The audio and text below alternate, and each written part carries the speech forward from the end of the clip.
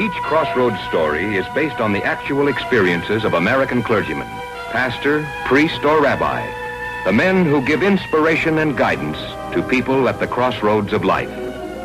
These dramatic stories are presented with the cooperation of our Board of Advisors, Captain Maurice M. Witherspoon,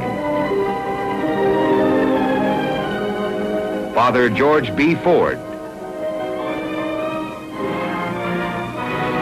and Dr. William F. Rosenblum.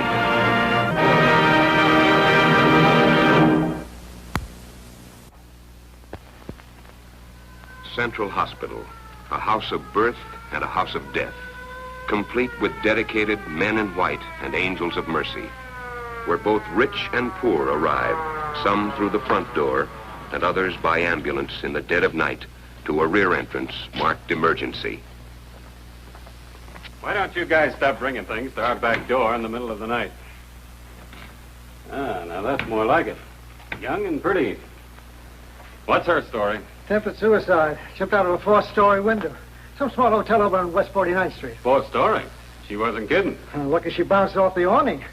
Any name? Well, we didn't wait to find out. It was Mark Rush. Inside. Easy does it.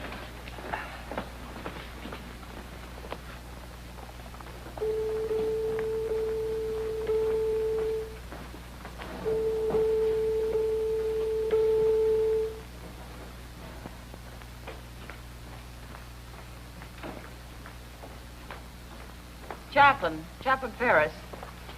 Here's the information on that girl they just brought in. Oh, thank you, Miss Wilton. Name Viola Southern, age 23, occupation none, no relatives or immediate friends, evidently from out of town. Recent address, Hotel Eden. Bill unpaid 2 weeks without funds, possessions being held by hotel management. A week before Christmas. No wonder she jumped. I feel there's no justification for suicide, Miss Wilton. Sorry, Chaplain. However, that might be a little hard to explain to the young lady. What's the medical report? Condition critical. They've had her in surgery for over an hour.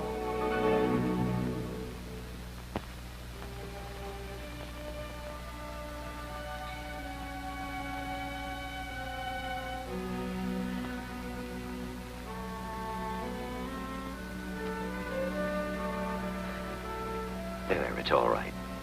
You're safe now. You're in Central Hospital and in good hands. Hospital? Yes, you've had a bad accident, but you're going to recover. Accident? I jumped.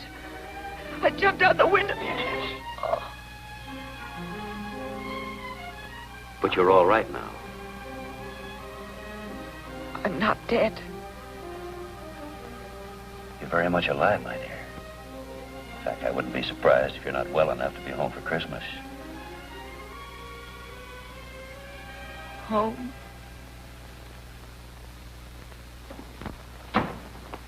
Good morning, ladies. I trust you slept well. Oh. Why, Chaplain Ferris, I had no idea you were here. And is this the patient they all gave up? They told me at the desk to make up the bed. In fact, they're wheeling a patient in from emergency, I believe. Oh, I'll have to report this. Miss Schmidt, please don't report anything till you locate Dr. Rutledge. Dr. Rutledge? Yes, I'm not sure if he's on duty this morning. He was here most of the night, but page him, please, and hurry.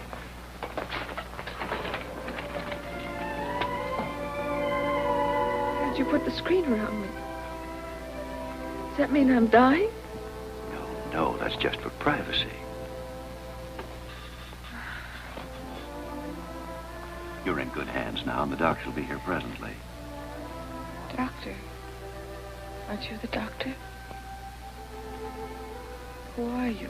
I'm Chaplain Ferris. Chaplain? Yes, I'm the senior Protestant chaplain of the clergy here. You see, I'm assigned to this hospital by the New York Protestant Episcopal City Mission Society. Were you going to perform last rites on me? I'm only here to comfort you, my dear. Please try to bring yourself to confide in me. I only want to help you.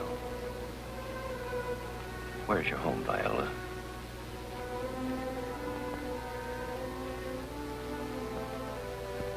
Your name is Viola, isn't it?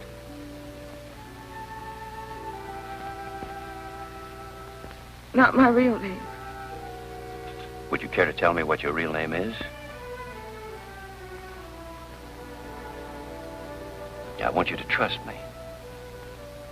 You do believe me when I tell you that I'm your friend.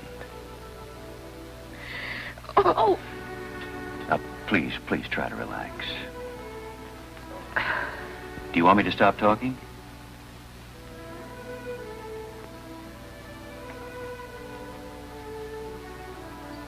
You must believe God is your friend, my dear. Never doubt that. He gave you life in the first place. He restored it to you again during the night. What was it that made you feel you could solve your problem by jumping out that window? I couldn't stand it any longer. I was alone, always alone. Nobody to talk to, no one to listen. The phone never rang, no letter, no telegrams. And then the rattling of the pipes would begin. All day long I'd hear it, louder and louder, until I couldn't stand it any longer. Was that why you jumped out the window, Viola? Yes, I couldn't stand it any longer.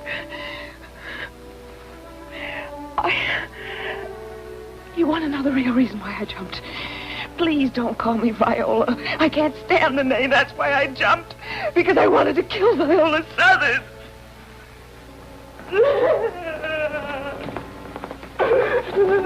Sedative. How long has she been conscious? About 10 minutes, Doctor. At first she was quite calm, then all of a sudden this. Shock.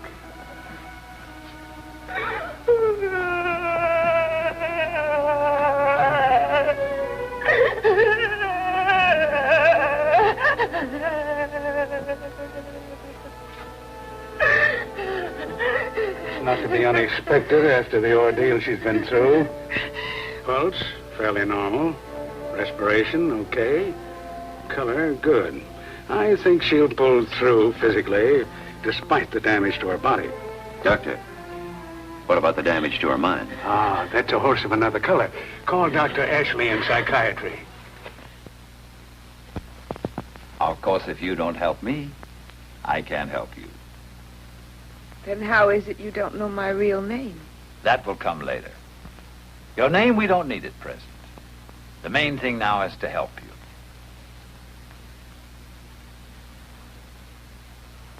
Go ahead. A good cry will help. Ah, what have we here? Merry Christmas, Merry Christmas. Stop it. Take it away, take it away. Nurse, please take those things out of here. No, leave them where they are. I'm sorry, Doctor, but it's important these decorations remain. They represent a reality that must be faced. I understand, Dr. Ashley. You wish me to remain? Not necessarily. I'm going to leave her alone with Chaplain Ferris for a little while. He seems to have more success with her than the rest of us.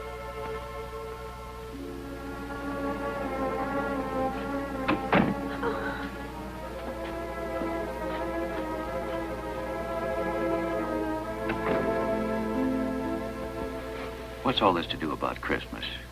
Would you care to talk about it? You are my friend, aren't you? I couldn't tell the others, but I'll tell you. I hope you won't tell the doctors. Promise. It'll be all right.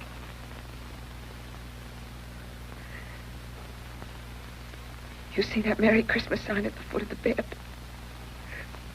That's an omen. What kind of omen? An omen of death. You see, Chaplain, the letters are red. Red like the color of blood. My blood. And the tinsel. Count the strands. There are 8 of them. And there are 8 days from now until Christmas. Each one of the strands counts for a day. 8 days. And then I'll die. You mustn't feel this way, my dear. Christmas is a time for joy, a time for happiness. Christmas is the birthday of the Christ child. There's nothing evil about it. Yes, there is. Yes, there is. You'll see. On Christmas Day, I'll be dead. Only if you want it that way, and you don't. Let us both pray that you don't. We would have been married on Christmas Eve. Whom were you to marry? What was his name? Oh, what difference does it make? He's gone. And on Christmas Day, I'll be gone, too. Nurse. Nurse, please. Quick.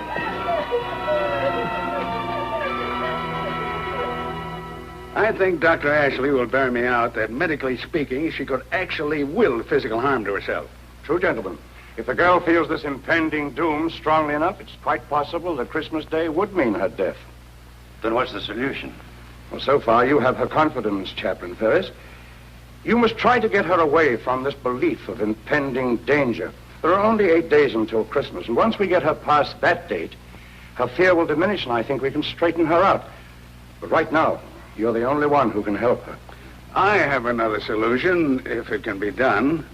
Find her boyfriend.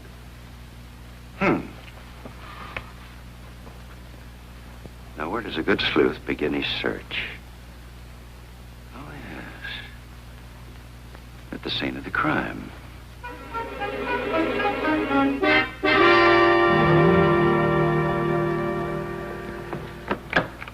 Here's the rest of her things.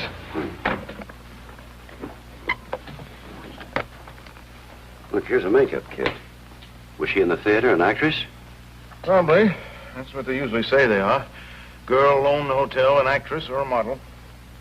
Well, I could check with Actors Equity. That might be a lead. What's this? It's like a Christmas present. Merry Christmas to David, with all my love. Christmas present she can afford, but not a hotel bill. These young twerps. This is signed Barbara. Did you ever hear Viola Southern referred to as Barbara? No, but that doesn't prove anything. They change their names just as fast as they can change the color of their hair. Might I see your register? I'd like to compare the signatures.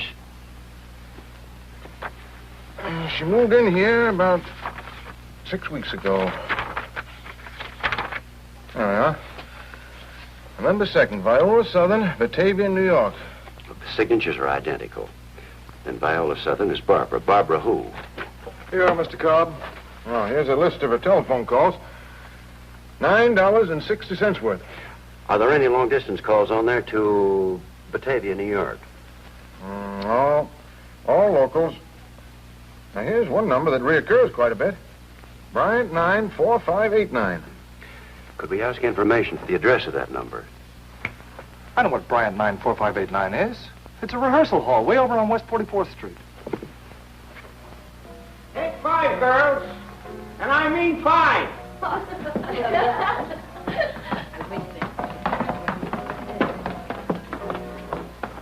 Chaplain Ferris, Central Hospital.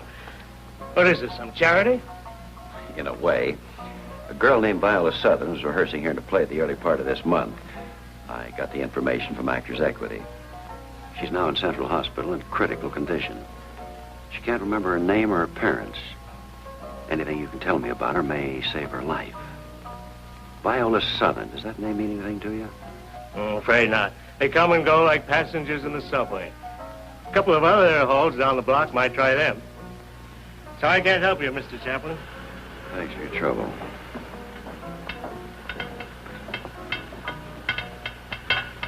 Pipes, the rattling steam pipes. Please, I'm sure this is the right rehearsal hall. You must keep a list of the various casts rehearsing here. Please look back in your records. Early in December, the play was called From Now Till Dawn. The girl's name was Viola Southern. Viola Southern. Don't yell. I ain't deaf. Well, Viola Southern. That rings a bell. Youngster about 23. Dark red hair. Big eyes. Kind of sad looking. I remember I was kidding her one day about her name. That ain't your real name, I bet, I said. I bet that you took Viola from Viola Allen and Southern from Southern and Marlon. My golly, Pops, you hit it right, she says. Except that I took Viola from 12th Night and Southern from the Southern Pacific Railroad. Oh, wait a minute. There's something here she left here a couple of days later. Oh, here it is. It's the part she was rehearsing. There's a name on it. What does it say? Viola Southern. Oh, on the other side, where she drew the picture. Barbara Moore. Oh, that's her picture. Where did you get this? And she come running down the stairs, crying like a baby. She threw this in at me, and she says, keep it. I won't be needing it anymore. Then she slams out of that door, sobbing like her heart was broke. Did you ever find out what happened? Oh, that's the last I ever see of her. My oldest Southern. She certainly done some acting that day. You mind if I keep this? Well, I guess it'll be all right.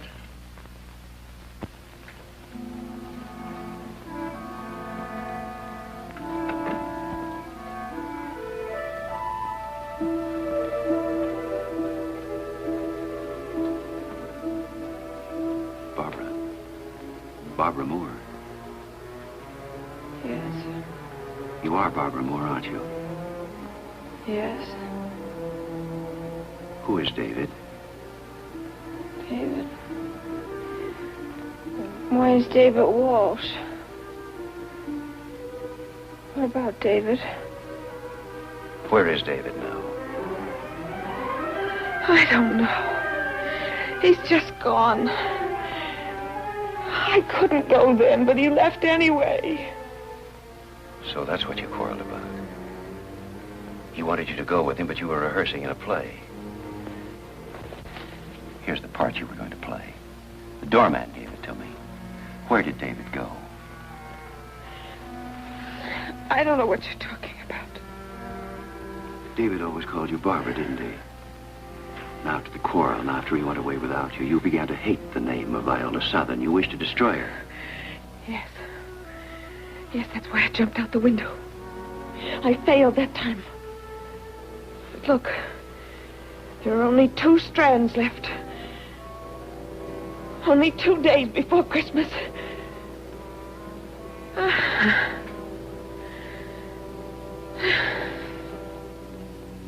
Time was running out for Barbara Moore. There were only 2 days left before Christmas, and each hour found her sinking lower in the pit of depression. The chaplain spent every spare minute from his exacting duties trying to trace down the girl and David Walsh. There was a young fellow called for her a few times, but not in the last couple of weeks she was here. Do you recall his name? Was it David Walsh? Did you ever hear her call him by name? But you don't remember seeing this boy the last couple of weeks she was here? No. No, she spent most of her time in her room.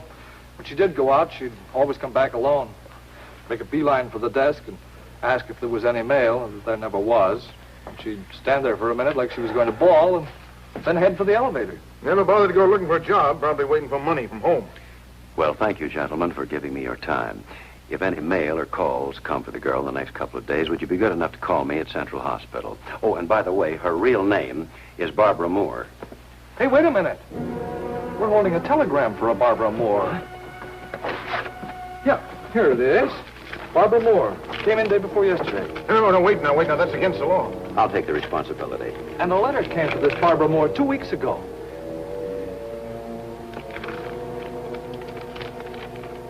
This is it. It's from San Francisco. It's what we've been looking for. No answer to my letter. Still hoping you can get here by Christmas Eve. All arrangements made for our wedding is planned. We'll wire money for transportation and expenses as soon as I hear from you. I love you. Hurry. David. No address? The address must be in the letter. Where's the letter? Well, I returned it to the center day before yesterday. You returned it? What'd you do a dumb thing like that for? Well, we had no Barbara Moore registered here. I held it for 2 weeks. This fellow was going to send her money. The hotel might have got off the hook, but no, you got to send the letter back to the return address. How come you got so efficient all of a sudden? How was I to know that Viola Southern's name was Barbara Moore? It isn't his fault, Mr. Cobb. David Walsh always thought of her as Barbara Moore. Probably resented her stage name. There must be some way to trace this telegram in San Francisco.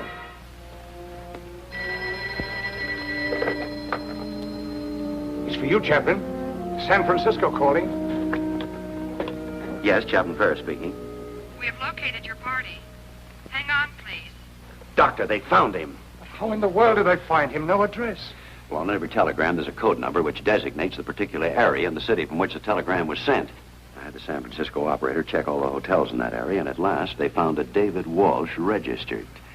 Hello, Chaplain Ferris? Yes, is this David? This is David Walsh in San Francisco. I got your message. You said it was urgent. It is, David, most urgent. It's Barbara. Barbara? What about her? She's not... No, but it's important you get here as quickly as possible. She's in Central Hospital. Hospital? So that's why she didn't answer my letter. She never got your letter, David. You addressed it to Barbara Moore. She was registered as Viola Southern. You alone can save her life. I'll take the first plane I can get space on. Bye. Dr. Ashley, what are we going to do with 608? How's that? Why does that frustrated Sarah Bernhardt rate a single room? All she does is lie there and mumble about how she'll be dead by Christmas. That isn't too long to wait, is it? This girl is in a critical condition. She came in here alone and friendless with a tag on her. She could very easily have been shoved into a corner like an old piece of luggage in a check room. Those things often happen in a large institution. Nobody's fault. Just too many patients for proper personal attention. Luckily for this girl, she found a friend. I thought that plane was due at LaGuardia at 5 o'clock. It's past 7 now. I know. I just checked with the airport again. Still delayed due to the storm. Last report, they were set down in Chicago. Chicago?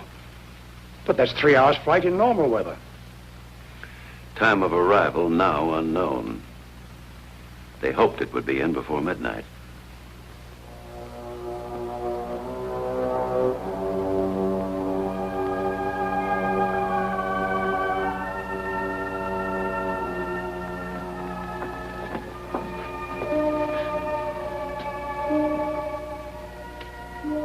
Very faint. Has she talked at all?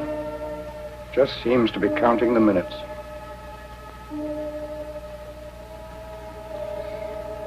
What time is it?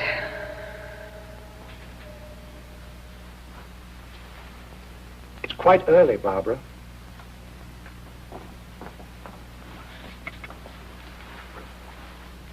No, please. Please just let me alone. Just let me alone.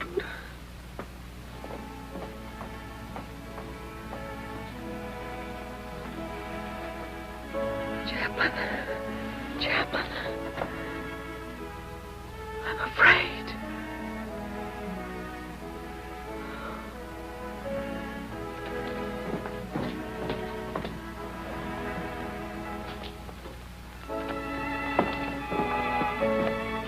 David?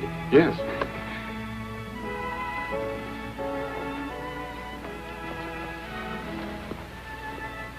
Barbara? Barbara?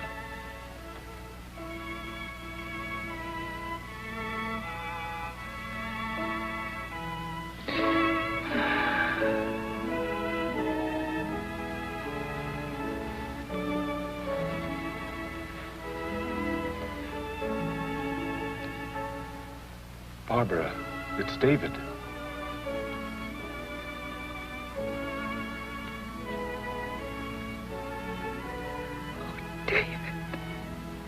David's flown all the way from San Francisco just to keep his Christmas date with you. How could I have ever thought he wouldn't? Oh, Chaplain, I've been so wrong. So very wrong.